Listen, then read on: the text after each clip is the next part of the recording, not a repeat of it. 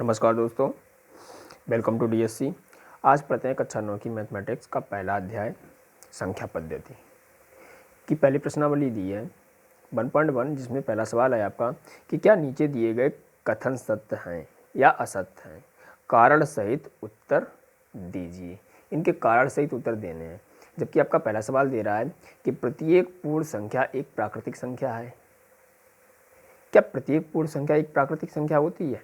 नहीं, क्योंकि प्राकृतिक संख्याएं आपकी 1 से चालू होती हैं, 1 2 3 4 5 6 डैश अनंत तक जाती हैं। और जबकि पूर्ण संख्याएं आपकी 0 से चालू होती हैं, 0 1 2 3 4 5 6। तो 0 एक प्राकृतिक संख्या नहीं होती, इसलिए ये कथन कैसा होगा आपका? असत्य हो जाएगा। दूसरा कथन दिया हुआ है कि प्रत्येक प्राकृतिक संख्या एक पूर्ण संख्या होती है। हाँ, प्रत्येक प्राकृतिक संख्या एक पूर्ण संख्या होती है, क्योंकि प्राकृतिक संख्या 1 से चालू होती हैं और पूर्ण संख्याएं 0 से चालू होती हैं। जैसा कि आपको दिखाया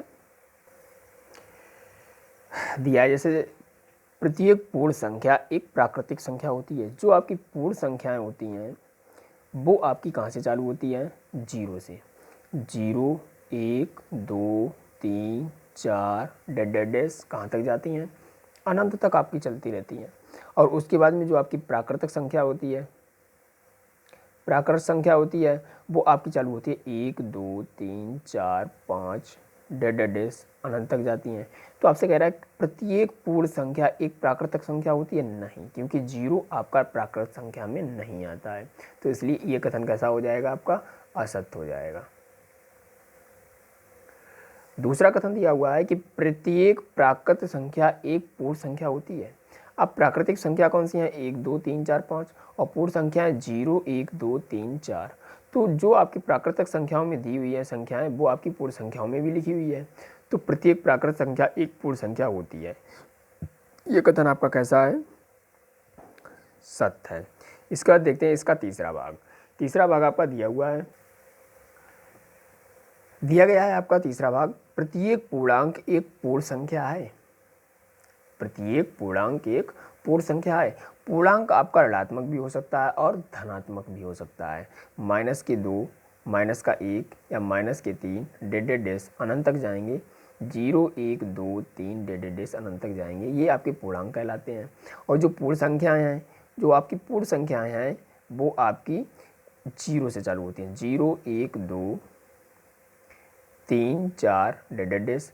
तो क्या आपके प्रत्येक पूर्णांक एक पूर्ण संख्या है? क्या ये वाले मान आपके पूर्ण संख्याओं में आते हैं? ऋणात्मक मान नहीं आते हैं। तो इसलिए ये कथन कैसा हो जाएगा आपका? ये कथन आपका असत्य हो जाएगा। चौथा भाग आपका दिया हुआ है। चौथे भाग में कह रहा है कि प्रत्येक परिमेय संख्या एक पूर्ण संख्या होती है। प्रत्येक परिमेय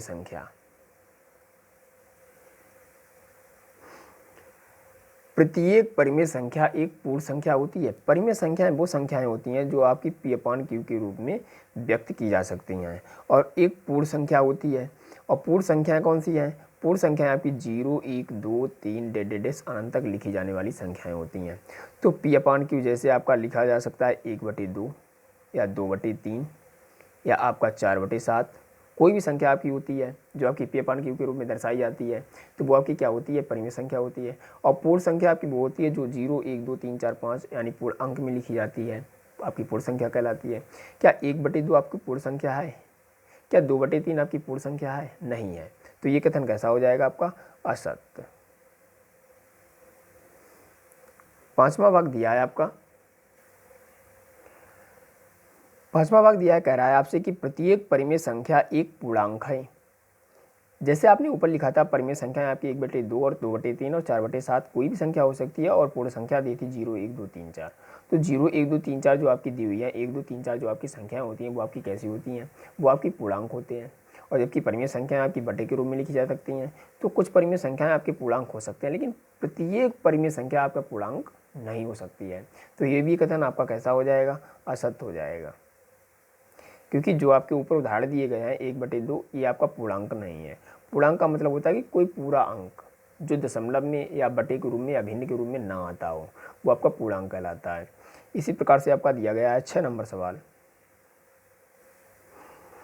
अब आपसे कह रहा है कि प्रत्येक पूर्णांक एक परिमेय संख्या है। हाँ, ये कथन आपका सत्य है, क्योंकि आपका जो भी पूर्णांक है, पूर्णांक आपका या तो ऋणात्मक हो सकता है या धनात्मक हो सकता है।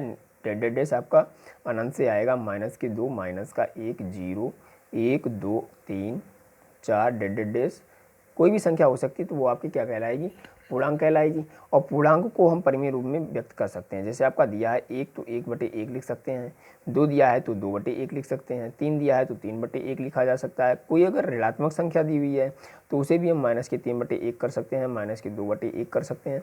तो ये संख्याएं जो आपकी आती हैं, ये आपके परिमेय रूप में भी व्यक्त की जा सकती हैं। कोई भी आपका पूर्णांक दिया हो, चाहे वो ऋणात्मक हो या धनात्मक हो, तो ये कथन आपका कैसा जाता है, ये कथन आपका सत्य है। अगला सवाल देखते हैं, दूसरा नंबर। दूसरा भाग दिया हुआ है आपका कि क्या शून्य एक परिमेय संख्या है? क्या आप इसे P/Q यानी परिमेय रूप में व्यक्त कर सकते हैं, जहां P और Q पूर्णांक हैं और Q नॉट इक्वल टू 0 के बराबर है, यानी Q का मान आपका 0 नहीं होना चाहिए। तो ये पूछ रहा है कि क्या शून्य एक परिमेय संख्या है? शून्य एक परिमेय संख्या है, क्योंकि आपका कोई भी कारण के लिए है कि जैसे 0 आप 2 भी कर सकते हैं, 0 आप 5 भी कर सकते हैं, 0 आप 7 भी कर सकते हैं। तो हम जब 2 का भाग 0 में करेंगे तो भी आपका मान 0 आएगा, 5 का भाग 0 में कराएंगे तो भी आपका मान 0 आएगा, 7 का भाग हम 0 में कराएंगे तो भी मान आपका 0 आएगा। तो इसे हम परिमेय रूप में व्यक्त कर सकते हैं, जबकि उसका मान क्या है, शून्य है। तो शून्य क्या कहलाएगा, शून्य एक परिमेय संख्या होती है जिसे हम P और Q के रूप में व्यक्त कर सकते हैं, जिसे हम 0 कोई भी संख्या को ले सकते हैं। जहाँ पर आपका कह रहा है कि Q नॉट इक्वल टू 0, यानी हर का मान 0 नहीं होना चाहिए। जब हर का मान 0 हो जाता है तो उस परिमेय संख्या का वैल्यू अनंत में चला जाता है।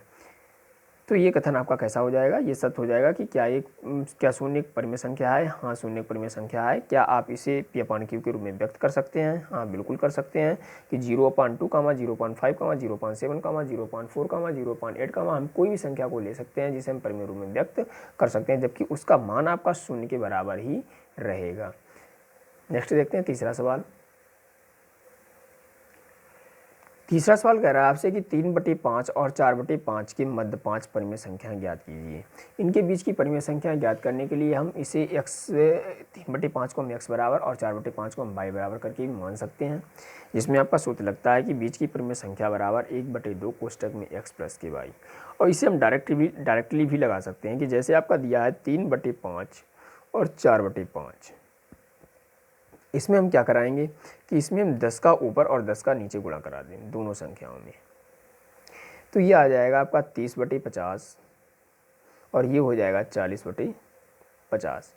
तो 30/50 और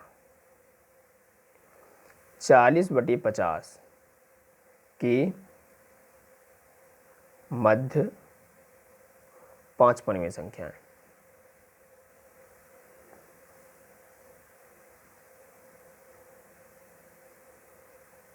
कौन कौन सी हो जाएंगी आपकी एक तो 31/50 हो जाएगी, या आप लिख सकते हैं 32/50। इसके बाद 33/50 भी हो सकती है आपकी।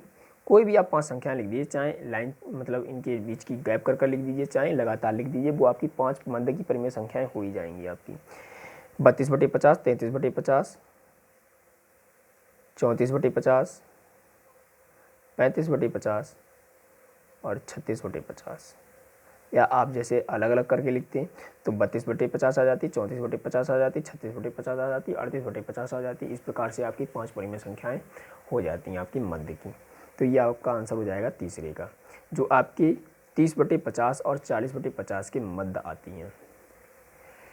इसी प्रकार से आपका है चौथा नंबर सवाल दिया गया है। चौथा सवाल दिया है, आपसे कह रहा है कि 3 तथा 4 के मध्य 6 परिमेय संख्याएं ज्ञात कीजिए। आपसे परिमेय संख्याएं कितनी ज्ञात करने के लिए कह रहा है? 6 परिमेय संख्याएं ज्ञात करने के लिए कह रहा है। तो हम इसमें लिखेंगे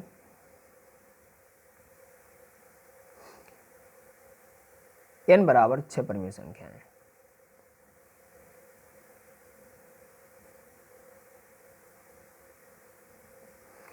छह परिमेय संख्याएं ज्ञात करनी है, या आप n बराबर 6 परिमेय संख्याएं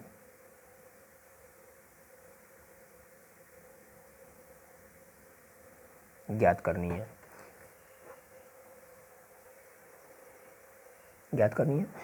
तो अतः इसे हम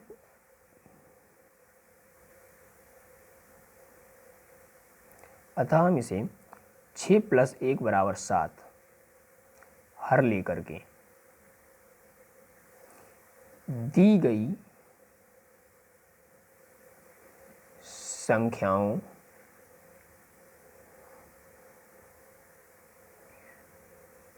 तीन तथा 4 को परिमेय रूप में व्यक्त कर सकते हैं, जिन्हें हम इस प्रकार परिमेय रूप में व्यक्त कर सकते हैं कि 3 बराबर हम इसे क्या लिख सकते हैं, 21/7। यानी 7 का हम जब 21 में भाग कराएंगे तो आपका 3 आ जाएगा, और 4 को हम क्या लिख सकते हैं, 28/7। 7 चौक 28। और 21/7 और 28/7 के मध्य हमें कितनी संख्याएं याद करनी है, 6 परिमेय संख्याएं याद करनी है, क्योंकि जो आपका 3 है उसे हम परिमेय रूप में 21/7 लिख सकते हैं और 4 को 28/7 लिख सकते हैं कि मध्य 6 परिमेय संख्याएं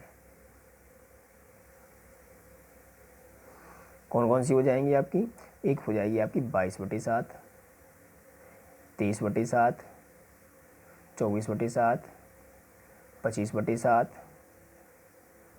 26/7 और 27/7। 1 2 3 4 5 6, ये आपकी 6 परिमेय संख्याएं हो जाएंगी। यही आपका चौथे का आंसर हो जाएगा। तो दोस्तों वीडियो कैसा लगा कमेंट करके ज़रूर बताएं। वीडियो को लाइक और शेयर करें, चैनल को सब्सक्राइब करें, जिससे कि नेक्स्ट आने वाली वीडियो आपको सबसे पहले मिले।